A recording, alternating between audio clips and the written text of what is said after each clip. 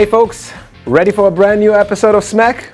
We'll kick it off right now. Comment everything that you want to tell us down here and show us some love if you like what we do. See you soon. My name is Dimitris Manikis, and I'm the president, Europe, Middle East, Eurasia, and Africa for Wyndham Hotels and Resorts. And this is my smack story. Welcome to our Smack Hospitality Podcast. My name is Florian, and today I have the pleasure to welcome Dimitris Manikis, President EMEA of Wyndham Hotels and Resorts. We spoke about the rising importance of purpose in the hospitality industry, the evolution of legacy and lifestyle brands, as well as his passion for hospitality, the people business. Enjoy the show. Good morning, Dimitris. Welcome to the Smack Podcast. It's great to have you on the show. Good morning, Florian. Great to be here. Thank you for the invite, buddy. Dimitris, we just saw each other a couple of weeks ago at ITB Berlin, one of the biggest travel trade shows in the world. Of course, we saw a lot of changes and a lot of people were also questioning, how's the market doing? How will ITB be doing? What is your sentiment or key takeaways you have taken from the show? I'll tell you what, the number one takeaway and the key thing that I've noticed on the show is that I couldn't move. It was so busy. It was so busy. I couldn't actually move within the halls. It took me hours to get from one hall to another because it was so busy. And it wasn't just busy; it was buzzing. So the two B words, buzzing and busy. And it was a great testament to our industry. For the last 3 years, everybody was talking about resilience and everybody's talking about pent up demand. But to see it live right there in Berlin and see these happy faces and see people so excited to see each other again, it was just amazing. It was just amazing. So forget about the business side, forget about the great things that everybody's announcing and the great plans. The busyness and the buzz, it was just amazing. And that when I left, when I went to the airport and I got on the plane, you know what?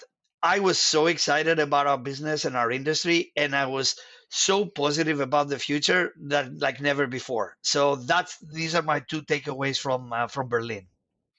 That's amazing to hear, and I can really echo that sentiment of busyness of people. Also, I had the real feeling that there was an incredible quality in conversations as well, where people Correct.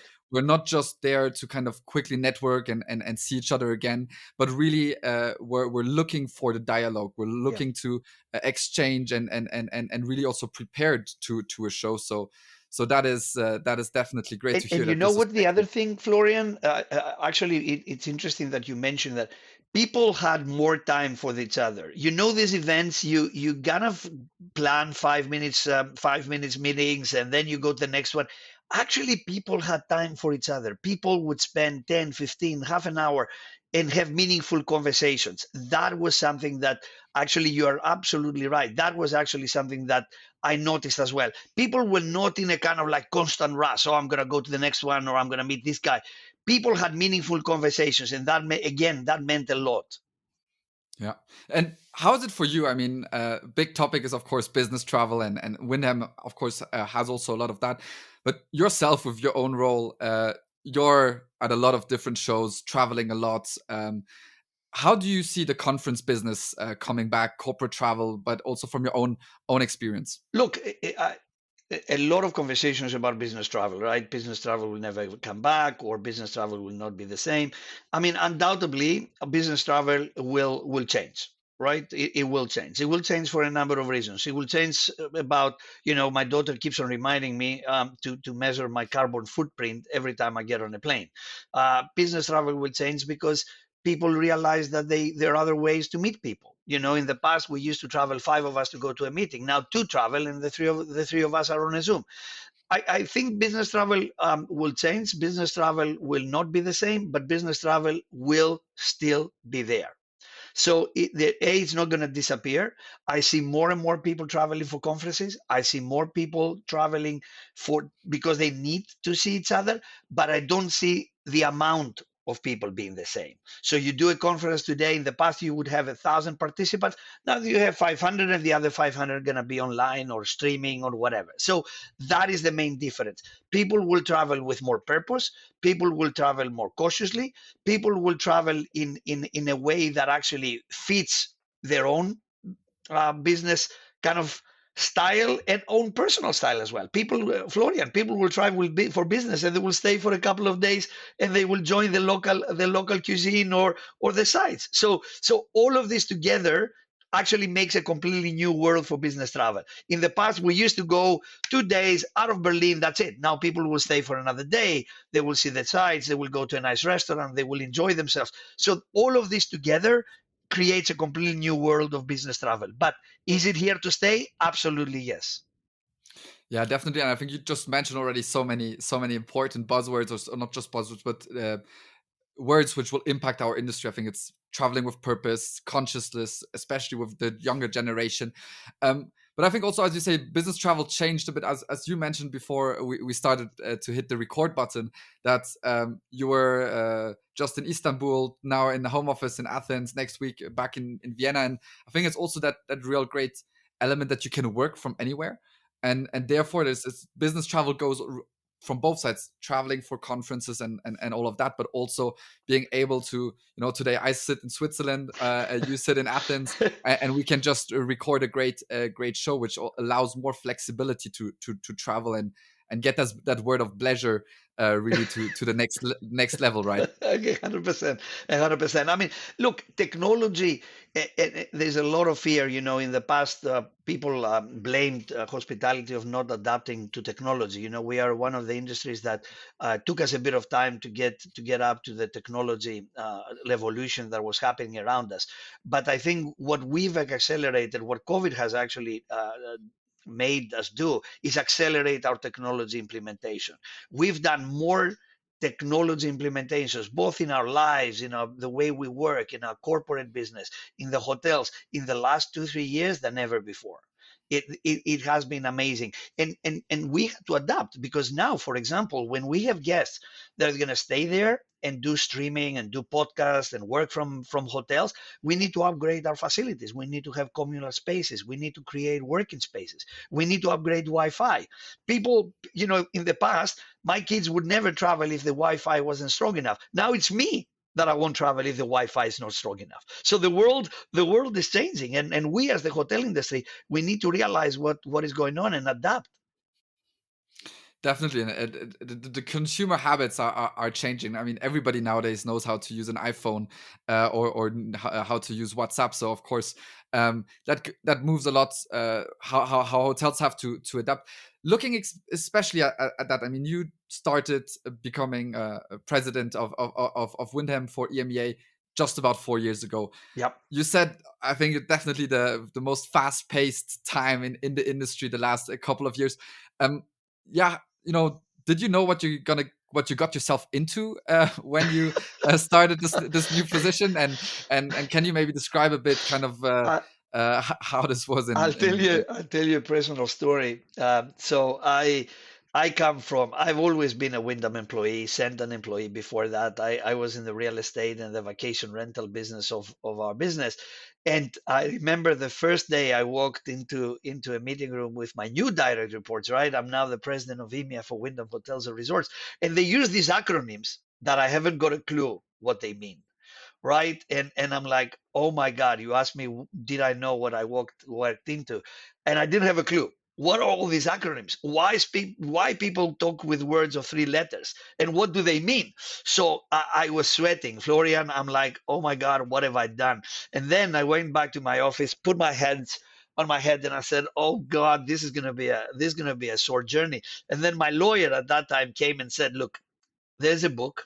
There's 100 abbreviations that you need to know. Just learn them and you're going to be okay. And that was the best thing that ever happened to me. Then I could understand, NPV and ADR. And I was so happy that I could finally understand these 3-letter words. Did I know what I was getting into? No, I didn't. But I tell you what, I am so much in love with this business. I've always been in hospitality, but I've never been in the hotel side of the business, and I fell in love with it. I fell in love with my team. I fell in love with the business. I fell in love with our clients, with the opportunities that we have in this industry. It's just phenomenal, and it's so fascinating. So if you ask me, have I regretted it? Absolutely not. Have you asked me if I'm enjoying it? Absolutely yes. So and I think that seeing the young people coming into the business as well, for me, it's the most fascinating thing. So yeah, I'm loving it.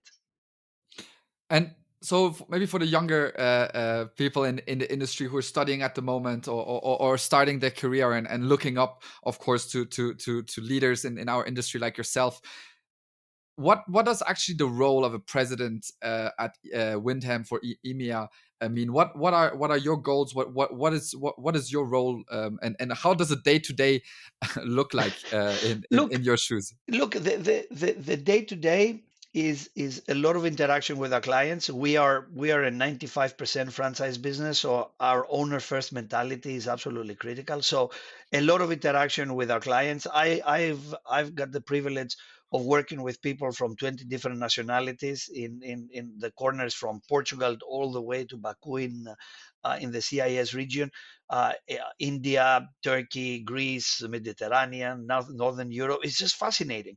The day to day is full of surprises. Is it never I've never had, and believe it or not, in the 4 years I've been here, I never had a similar day.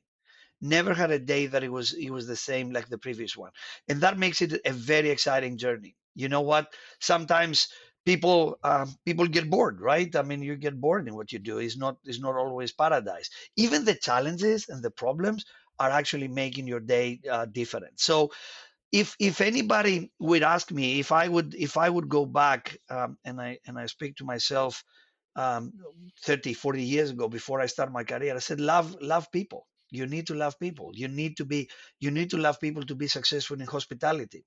Hospitality is an industry where if you don't and I'm not going to say love your job, because if you're in banking or whatever, everybody loves their jobs.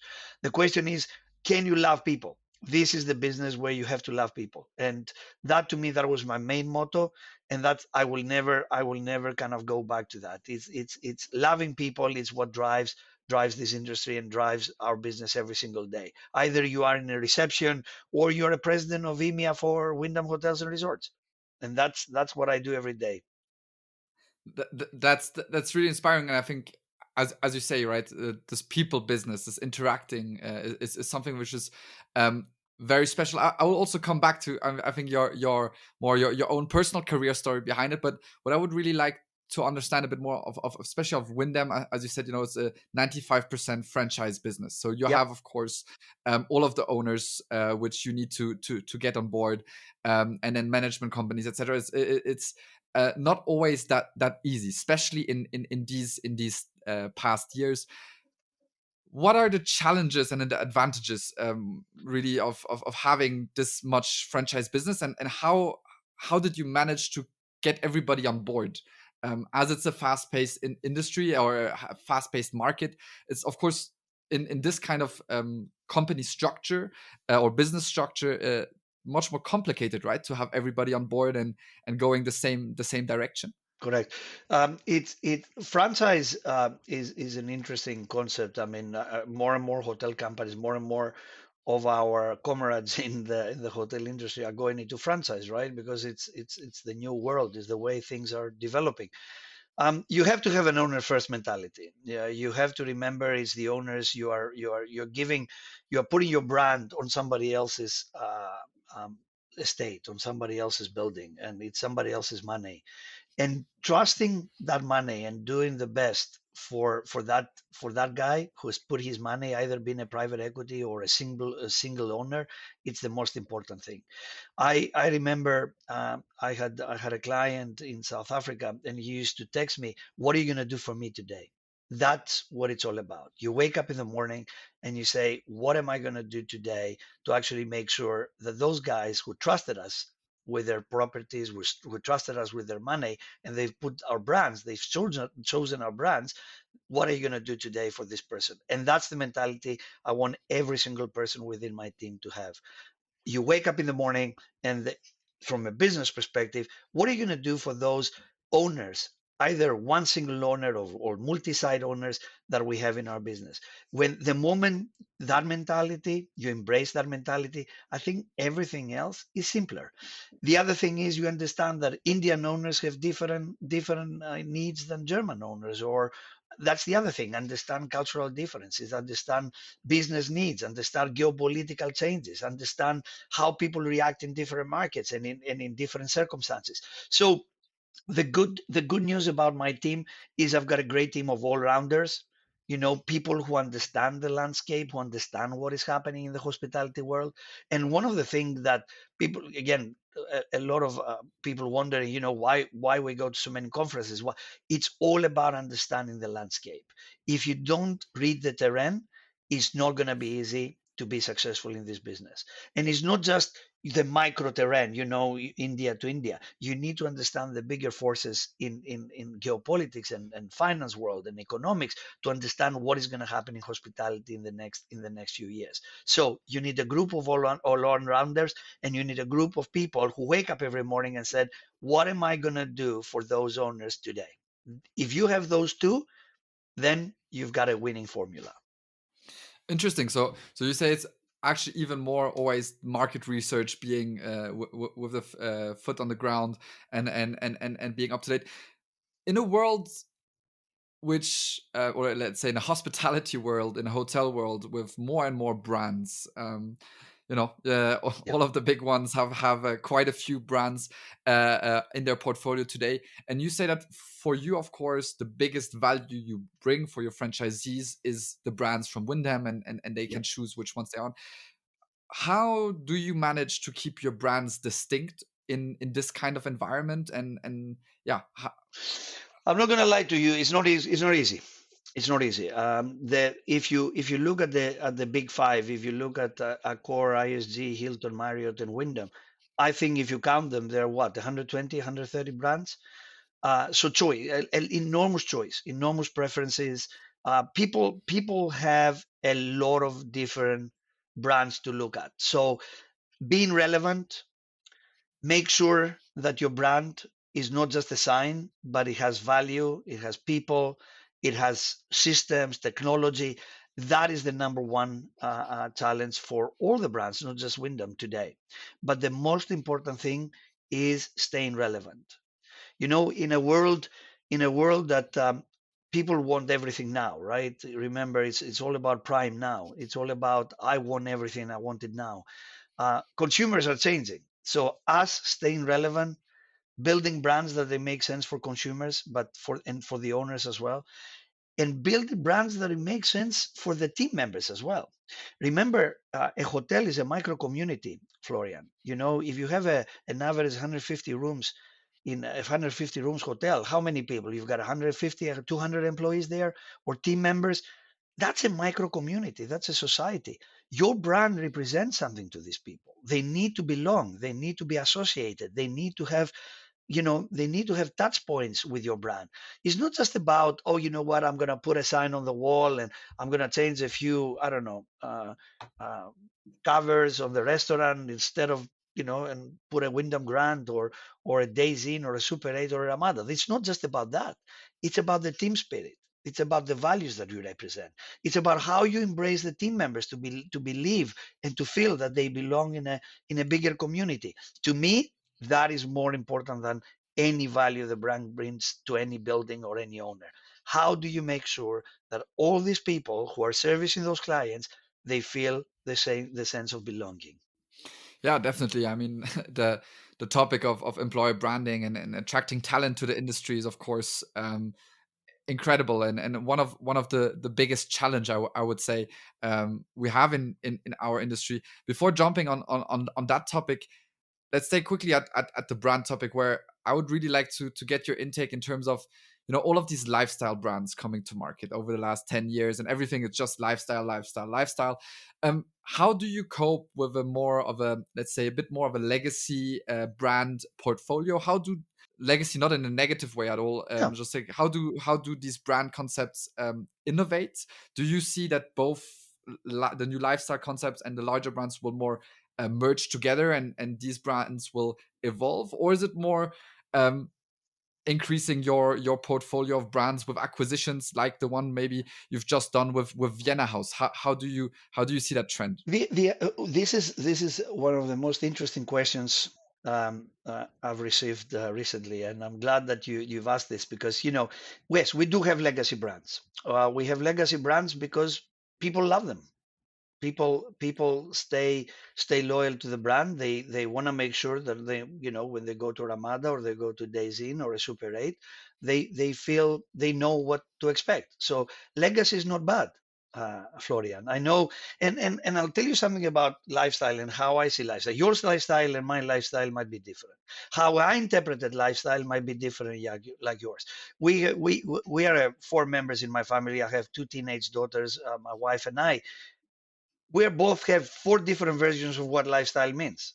And if you ask people around, define lifestyle, people will talk about clothes, people will talk about cars, people will talk dress codes or hotels even. So what is lifestyle? So that's one. Second, before the pandemic, there were 2 billion people who traveled around the world, right? Can you imagine how many preferences these people actually do represent? Do you think that they all are luxury or lifestyle? Or, you know what? Legacy is not bad. Being, have a historical brand that represents values that they've been around for 50, 60 years is not bad. Actually, the only thing you've got to do, though, and you have to be very careful, you need to adapt with the times. You know what? Legacy can have contactless check-in. Legacy brands can build interesting signature items to improve themselves and bring themselves to the 21st century. People, people will trust legacy. People will trust the brands that they know for years.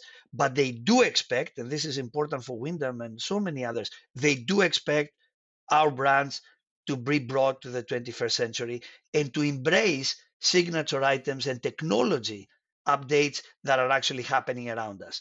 You cannot have a legacy brand and still stay with a Wi-Fi that actually you cannot even have a decent call. These are the things that we need to remember. Yes, legacy, yes, lifestyle, but do listen to what the consumers are saying and what people are saying around you. So for me, we we look at our brands, we buy new brands if they fit with our portfolio, as we've done with Vienna House. We buy brands that they can help us improve the existing brands that we have, because when you buy new brands, you just don't buy a new brand. You actually buy concepts, ideas, people. You get talent when you buy a new brand, right? You get input from an amazing talent that this brand has embraced throughout the years. So it's not just a buying about buying another brand or putting another name in your brand bar. You're actually doing far more than that. You are embracing new ideas that you boil them into your existing brands, and you create a completely different aura. So for me, legacy, history, knowledge, embracing new technologies, embracing new trends, that combination is a winning formula. Mhm. You just mentioned evolving, the needs of the travelers, and also before purpose. Of course, a big topic is ESG and more sustainable travel. How do you see this as a challenge, and for a hotel corporation like Wyndham, which of course bases the business on traveling, which is not per se the most ecological industry. How do you see that coping, especially as a large corporate? And I see it. Um, as I said, I've got two teenage daughters, and they taught me more about the future, and I've learned how to recycle through my teenage daughters. I realized that I was recycling in a completely wrong way, and I think the young generation is going to make the difference, Florian. I'll tell you again another story. I was in India, in Lucknow. We have a beautiful Ramada in Lucknow there, and the owner there has made enormous investments in building a more sustainable hotel. And I asked him, and he did it through COVID. And I said to him, I saw him about 6, 8 months ago, and I said, "Why have you done it?" I understand it's important, and we've been embracing it, we've been talking about it, but it's a lot of money. You just came out of COVID. What was the drive? He said, Dimitri, it wasn't you. It wasn't the brand. It was my kids. And I said, what do you mean? He said, I need to make sure that I leave behind a better world for my kids. So the moment we all understand that, the moment that we understand that we're not doing it because the brand dictates it, we're not going to do it because it's the buzzword and everybody talks about it, and it's the right thing to do. We do it because of the next generation, because we need to leave behind something which is far better than what we've inherited ourselves as a generation. So, and I think the hospitality industry is embracing it. We are proud members of the Sustainable Hospitality Alliance, and our motto is give back more than we take. And that's what the hospitality is going to do in the years to come. We're going to give back. We are determined to give back more than we take. And is it easy in a franchise world where we don't necessarily influence? No, it's not easy. ESG and sustainable hospitality is a marathon, it's not a sprint. It will take time. It's a sprint, it's education, education, education. Make it, educate your owners why they have to do it. Educate your team members why it is important. Educate the media, educate the industry bodies, and work together.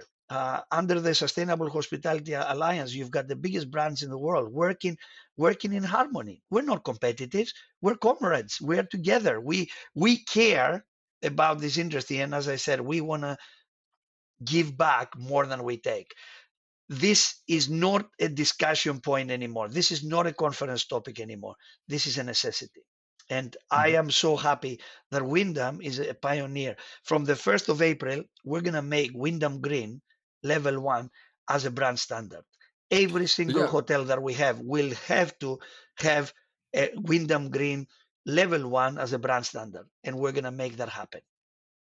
yeah. I think that's what you say, right? It's you can't really dictate that easily in the normal SOPs or normal operations of a franchisee, but with brand standards, that's where you can dictate it, and it allows you then also to communicate that better. And I think also something which you mentioned, it's going away from just kind of trying to compensate, but it's a lot about what can I contribute as a hotel or hospitality group to the community, for longevity. And I think that's the mindset change which still Correct. needs to happen.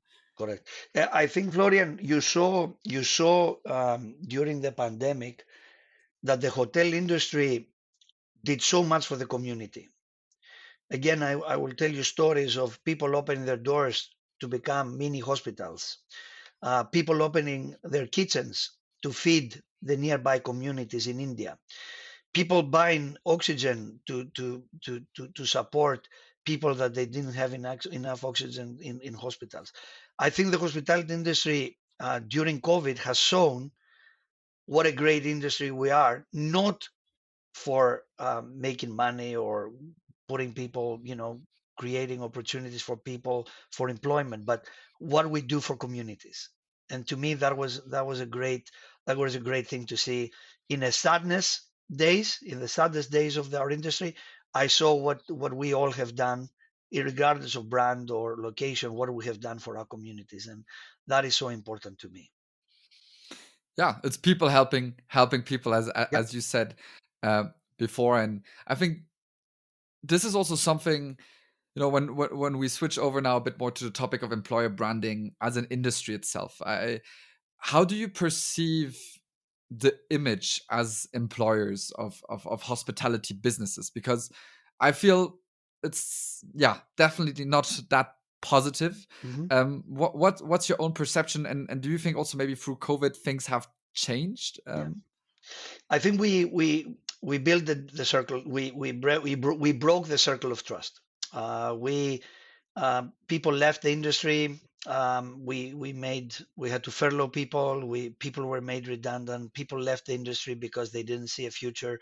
I remember even us in the first dark days, and it's 3 years. Think about it. It's 3 years the date when the first lockdowns happened. It was the beginning of the end of March. We even ourselves didn't believe at that time that the industry will survive. So we need to rebuild the circle of trust. We need to become an employer of choice again. We need to bring those people back, but we cannot do it the way that we've done it 3 years ago or 4 years ago. Um, Flexibility in the workplace. You cannot use terms like, "Oh, you're going to work in the back office or in the back of house." What does that really mean to young people? What does it really mean to be, "Oh, you're gonna be a housekeeper"? Everybody who worked in a hotel, I mean, you remember that the back of house areas is typically somewhere in -1 or -2, and you have your lunch place somewhere behind the laundry area. So 100%. yeah, I'll tell you, 60%, and might be a bit more, a bit less, of the people who graduate from hotel schools, they leave the industry. They don't stay with the industry. And one of the reasons, and I'm visiting the hotel school The Hague very very frequently, and I heard from some of the students, you know why people don't stay in the industry? Because of their internship. They had a bad experience when they were interns. So we have to start from the basics. We have to make sure that people feel that this industry is an industry that has a career, respects human rights, respects people, give people opportunities to learn, and that starts from an internship. We need to remember those young kids that they come into a hotels with the prospects of a great career. They're not just that there to wash dishes, or we need to make sure that we embrace that young generation, and we show them the amazing opportunities that they have working in a hospitality industry. So rebuild the circle of trust, make sure that you make our industry relevant to the young population and the young generation, and at the same time make sure that you start from the basics, you start from the schools, you start from the universities, you start from embracing those young kids from day one, not just wait until they apply for a job at some point in their careers. And the most important thing, show them that hospitality industry, it's about values, it's about caring, it's about the communities. It's not just about a 9 to 5 job or a night shift in the back of house. It's not just about that. It's more than that.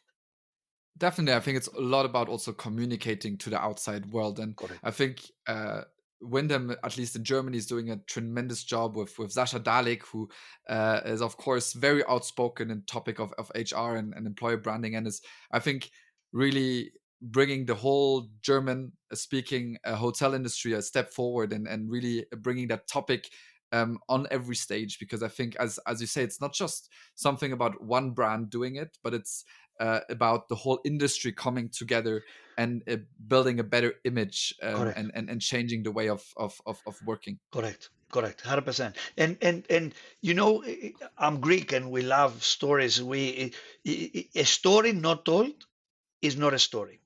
We have to tell the story. If you don't, people have great stories, but if you don't tell the story, if you don't communicate the story, if you go out and be outspoken about the story, who's gonna find out? What is a story if you don't tell it? So that's what us as Wyndham and every single person and every single company in the hospitality industry is actually doing today. We are building the next chapter of our hospitality story, and I'm so glad that I'm part of it. Amazing segue. So, you know, a story is only a story if it's told. I love that. What's your story? You're of course a very successful career in hospitality. So, how come you joined the hospitality industry in a young age and were like, I'm open for long hours, not necessarily the best kind of work-life balance. I don't know if that was a I, thing at that time, I, but I never intended. I never intended to be in hospitality. I remember it was back in the 80s. That will give you a bit of a insight of how old I am. It was back in the 80s. I graduated from university, and at that time we had I think it was just opened the Intercontinental Hotel in Athens, and me and a buddy of mine, we decided to go there as interns, and just to gain some money for the summer, and then decide what are we going to do with our lives. And I fell in love with it. I fell in love with the business. I fell in love with with the people in the hotel. I had some tough times learning, but I remember at that time, and I remember the name correctly. John Ose, he was the general manager of the hotel. Florian, I used to see him coming down the lift. He was like God. I mean, seriously, the guy was like God. He was an Irish guy, extremely professional, great, well dressed, and he was like, oh my God, this is just God walking on earth. And I I said to myself, oh my God, I have so much to learn from this guy, and I did. And I did. I learned so much from him. I learned so much from his team, and he's the main reason that I said to myself, that's what I want to do with my life. I love people. I love being with people. I love I love the fact that there were so many happy people in the hotel, and you could see, we hosted weddings and parties, and people would enjoy themselves. And I said, that's exactly what I want to be. And the rest is history.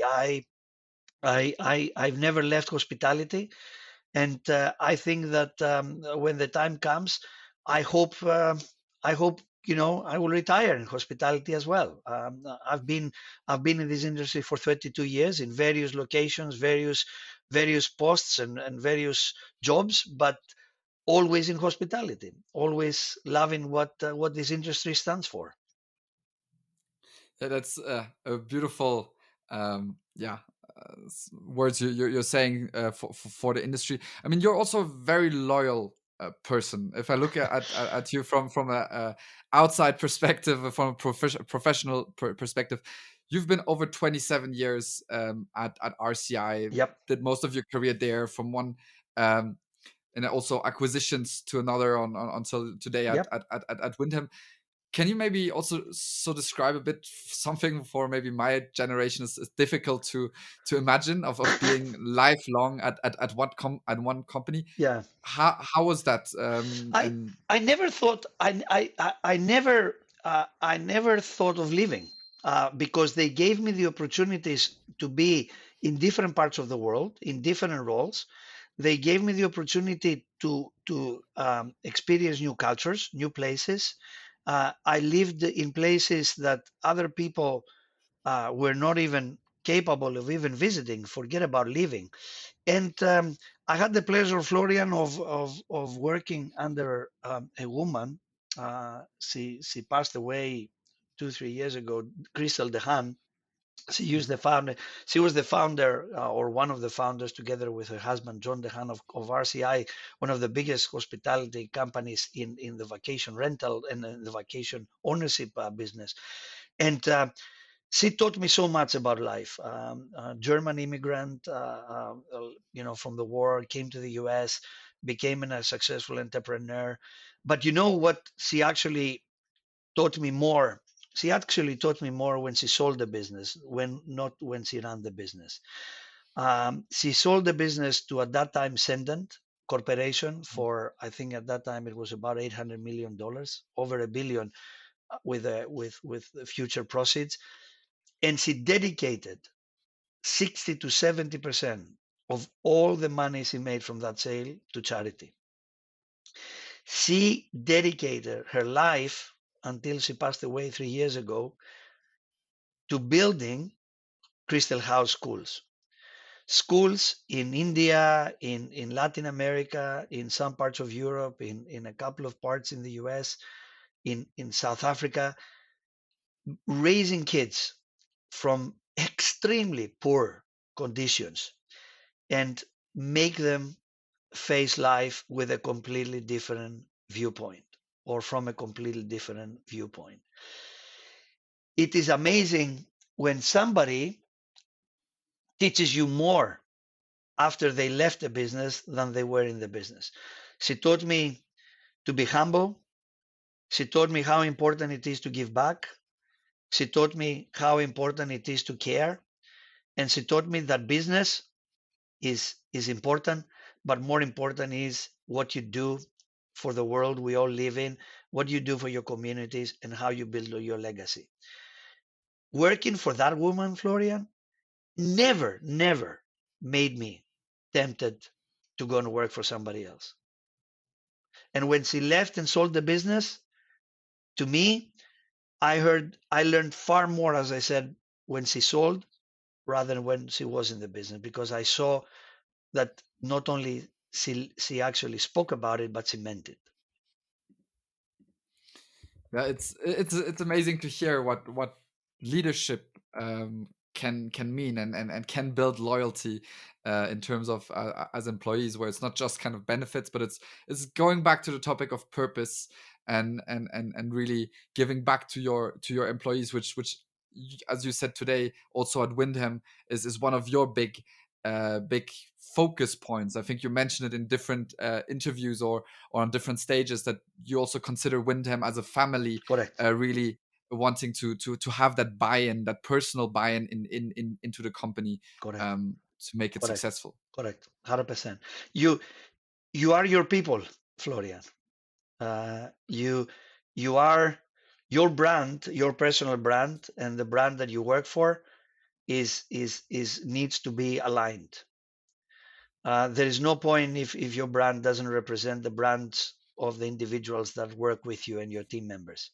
You are your people, and the moment you forget that, that is going to be a very short-sighted view on life and how you run a business. And I'm really glad that I'm surrounded by an amazing group of people.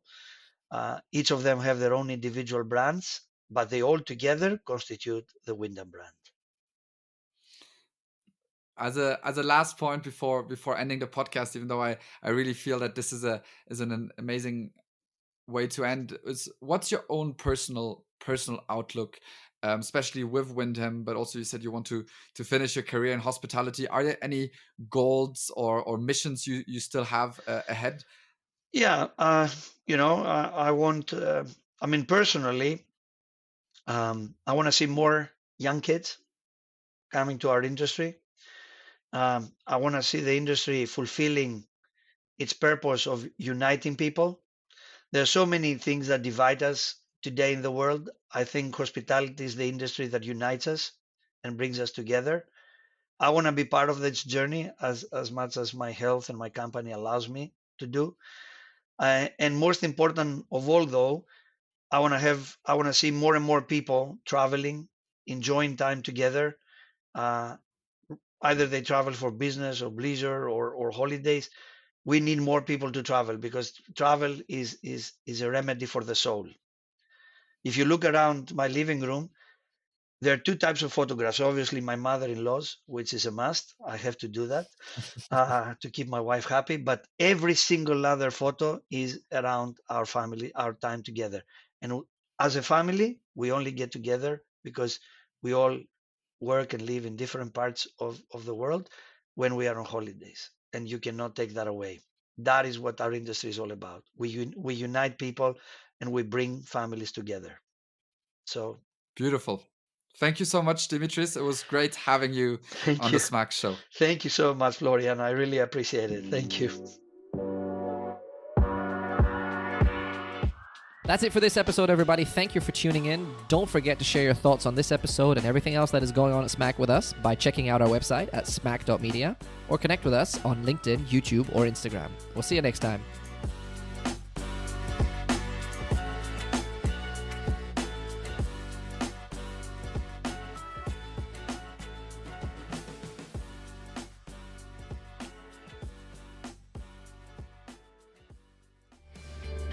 Hey guys, I hope you liked this show as we did it.